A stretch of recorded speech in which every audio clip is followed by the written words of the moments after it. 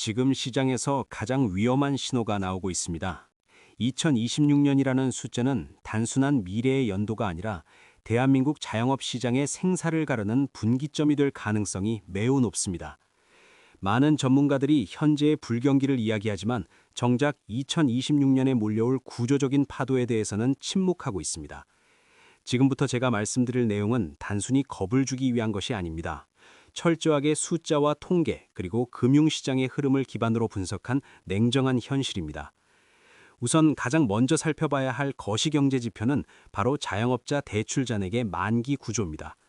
현재 한국은행 통계에 따르면 자영업자 대출 잔액은 1,000조 원을 훌쩍 넘어서며 역대 최고치를 갱신하고 있습니다.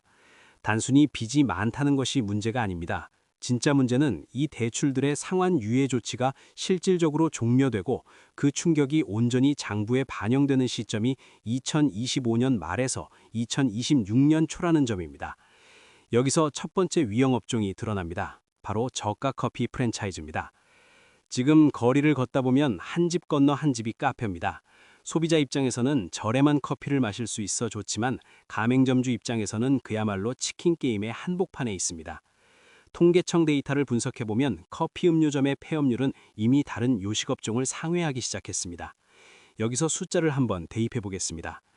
국제 원두 가격이 기후변화로 인해 지난 1년 사이에 30% 이상 급등했습니다.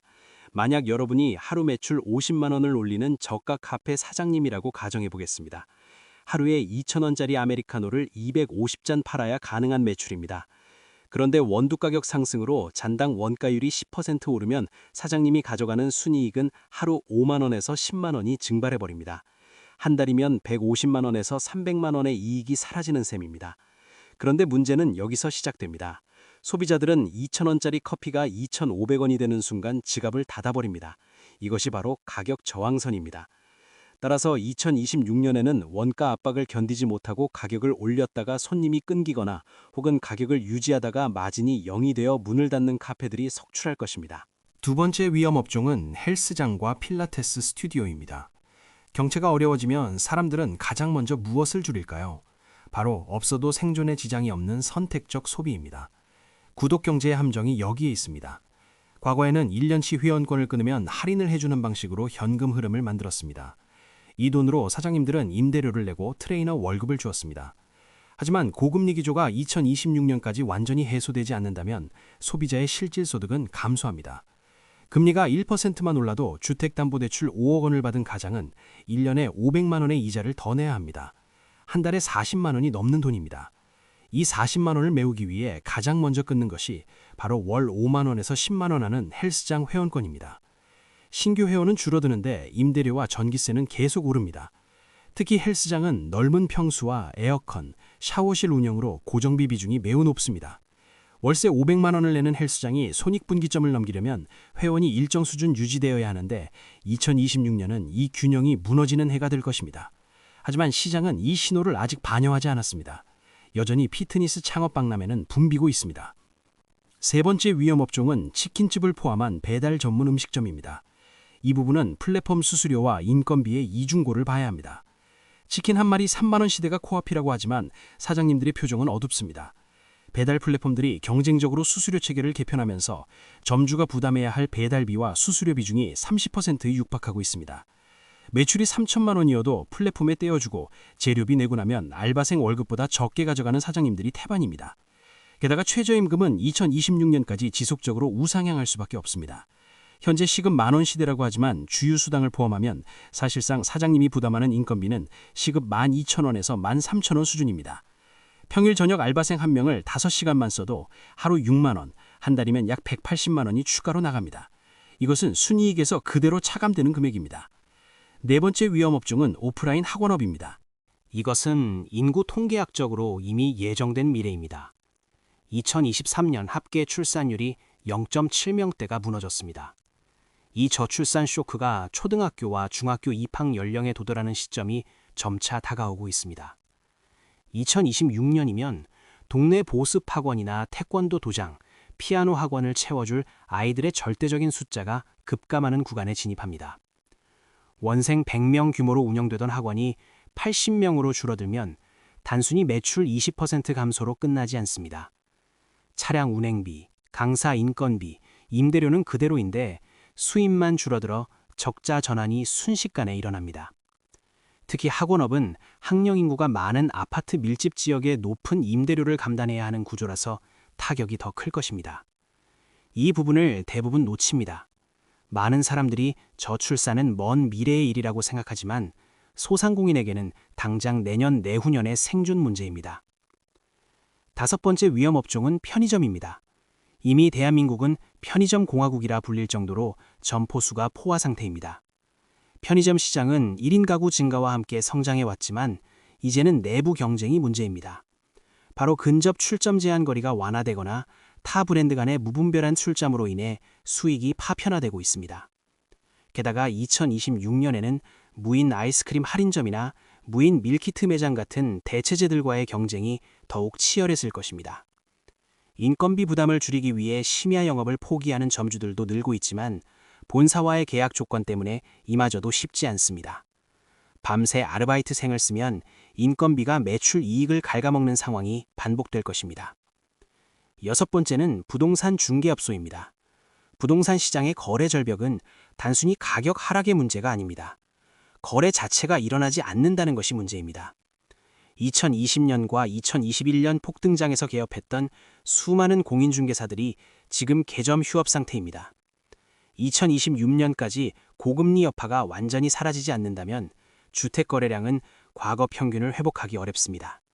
매매건당 수수료로 먹고 사는 구조에서 한 달에 한 건도 거래를 못 시키는 중개업소가 속출할 것입니다.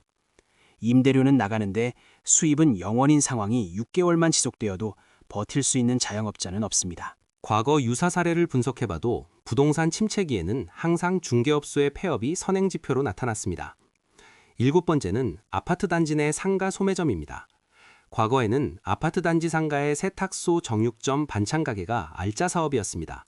하지만 지금 소비 트렌드가 온라인으로 급격히 넘어가고 있습니다. 새벽 배송이 전국으로 확대되면서 굳이 슬리퍼를 신고 단지 상가에 나가서 장을 보는 인구가 줄어들고 있습니다. 특히 젊은 부부가 많이 사는 신도시 아파트 상가일수록 공실률이 높습니다. 이는 오프라인 소매점의 경쟁력이 가격과 편의성 모두에서 밀리고 있다는 증거입니다. 2026년에는 드론 배송이나 물류 혁신이 더 가속화될 것이므로 이 흐름은 되돌리기 어렵습니다. 여덟 번째 위험 업종은 PC방과 노래방 같은 공간 대여 서비스입니다. 이 업종들은 전형적인 장치 산업입니다. 몇 년에 한 번씩 인테리어와 PC 사양을 업그레이드해야 하는데 이 비용이 억 단위를 넘어갑니다. 그런데 모바일 게임의 성장과 유튜브, 넷플릭스 같은 대체 오락거리가 늘어나면서 젊은 층이 PC방에 머무는 시간이 줄고 있습니다. 과거에는 시간당 1,000원을 받아도 라면과 음료수로 수익을 냈지만 지금은 식자재값 상승으로 부가 수익마저 위협받고 있습니다. 아홉 번째는 지방 거점의 숙박업입니다. 펜션이나 모텔업을 말합니다. 해외여행이 완전히 자유로워지면서 국내 여행 수요가 썰물처럼 빠져나갔습니다. 엔저 현상으로 일본 여행을 가는 것이 제주도나 지방 펜션보다 저렴하다는 인식이 박혀버렸습니다.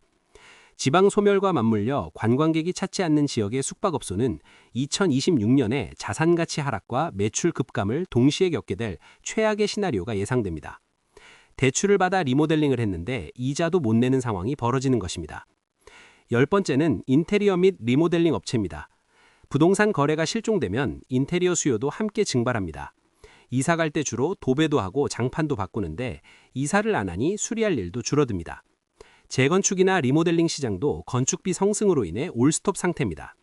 자재값은 2020년 대비 40% 이상 올랐습니다.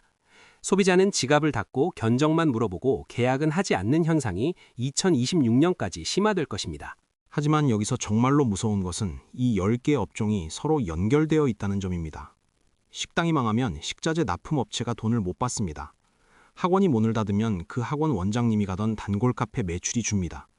이렇게 악순환의 고리가 형성되는 것이 경제 위기의 전조 증상입니다. 금융시장의 데이터를 보면 연체율 상승 속도가 심상치 않습니다. 특히 제2금융권 저축은행의 자영업자 연체율이 급등하고 있습니다. 이는 은행에서 돈을 빌리지 못한 사장님들이 더 높은 금리를 감당하며 버티고 있다는 증거입니다. 금리가 5%일 때 1억을 빌리면 연 이자가 500만 원이지만 연체 금리가 적용되거나 제2금융권으로 밀려나 15% 금리를 쓰게 되면 연 이자가 1,500만 원으로 3배가 뜁니다. 한 달에 125만 원을 이자로만 내야 하는데 이는 알바생 한 명 월급에 가까운 돈입니다. 이 돈을 벌어서 갚는 것이 아니라 빚을 내서 빚을 갚는 소위 돌려막기가 한계에 도달하는 시점이 2026년이라고 많은 신용평가사들이 경고하고 있습니다. 문제는 정부의 정책 변수입니다. 지금까지 정부는 자영업자 채무 조정을 통해 만기를 연장해 주었습니다. 하지만 이는 진통제일 뿐 치료제가 아닙니다.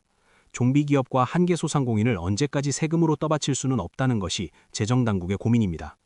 2026년 즈음에는 결국 구조조정이라는 칼을 빼들 수밖에 없을 것입니다. 지원금이 끊기고 만기 연장이 거부되는 순간 감춰져 있던 부실은 한꺼번에 터져나옵니다. 이때 시장에는 헐값에 나온 권리금 얻는 매물들이 넘쳐나겠지만 정작 이를 인수할 사람은 없을 것입니다. 해외 시장 비교를 통해 우리는 미래를 엿볼 수 있습니다. 일본의 잃어버린 30년을 보면 거품 붕괴 후 소상공인들이 겪었던 고통이 그대로 기록되어 있습니다. 도쿄 외곽의 셔터거리, 즉 상가들이 모두 셔터를 내리고 문을 닫은 거리가 생겨난 것도 인구 감소와 소비 침체가 맞물린 시기였습니다. 대한민국도 지금 그 초입에 서 있습니다. 기관 투자자들은 이미 리스크 관리에 들어갔습니다.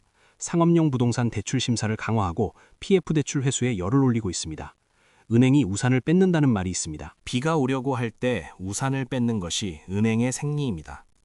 2026년에 비가 억수같이 쏟아질 것이 뻔히 보이는데 지금 우산을 빌려줄 은행은 없습니다. 개인 투자자 심리 또한 위축될 수밖에 없습니다.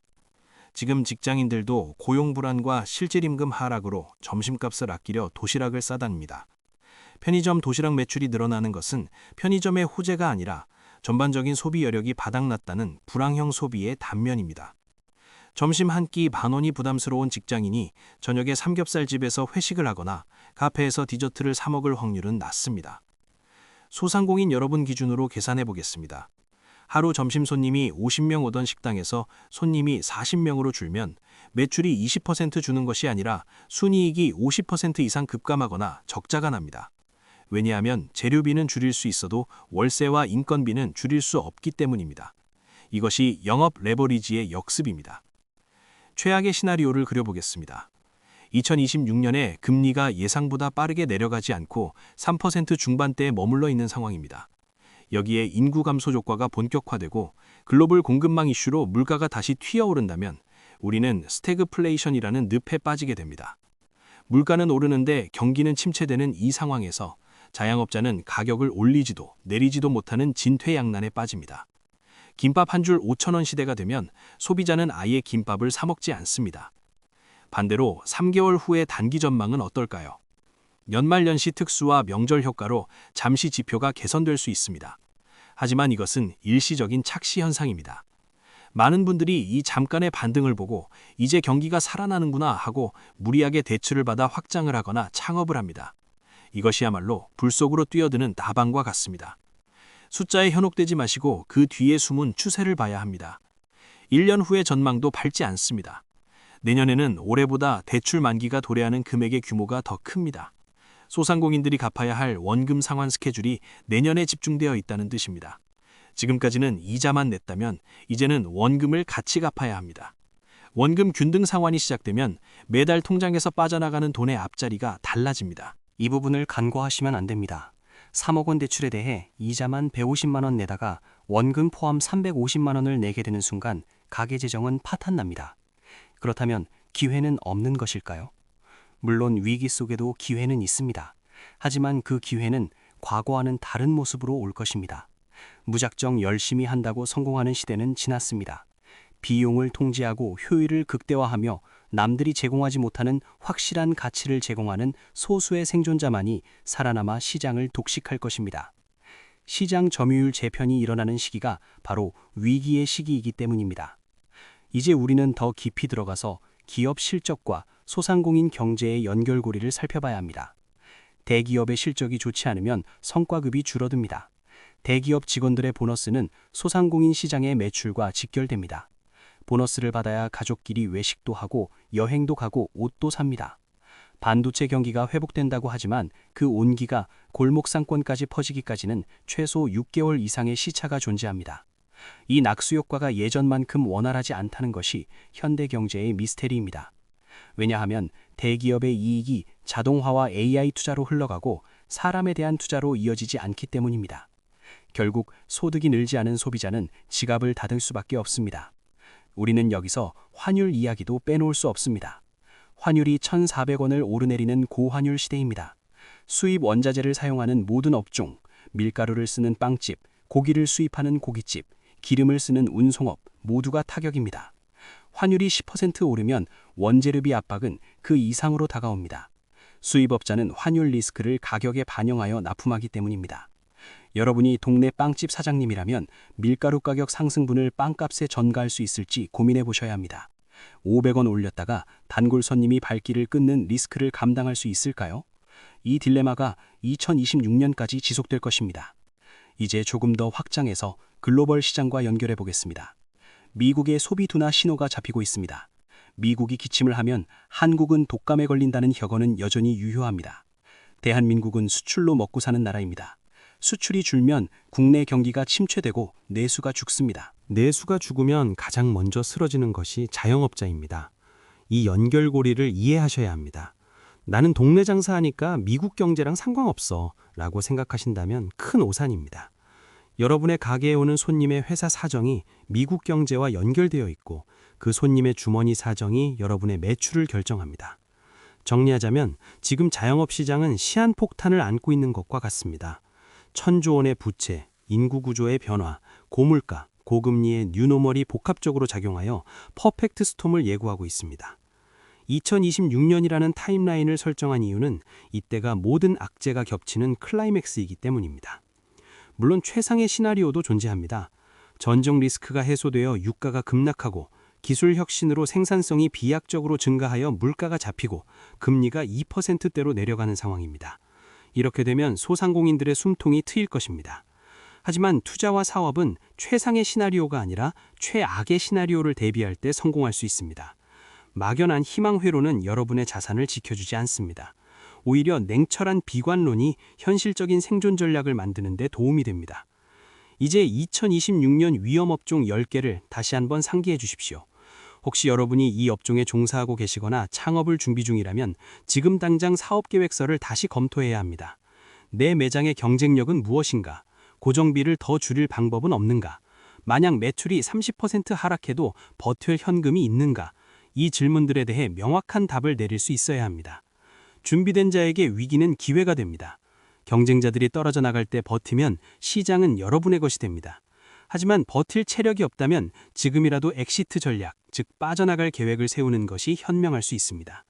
손절매는 주식시장에만 있는 것이 아닙니다. 사업에서도 더 큰 손실을 막기 위해 멈춰야 할 때를 아는 것이 진정한 용기입니다. 우리는 지금껏 겪어보지 못한 인구절벽의 시대로 진입하고 있습니다.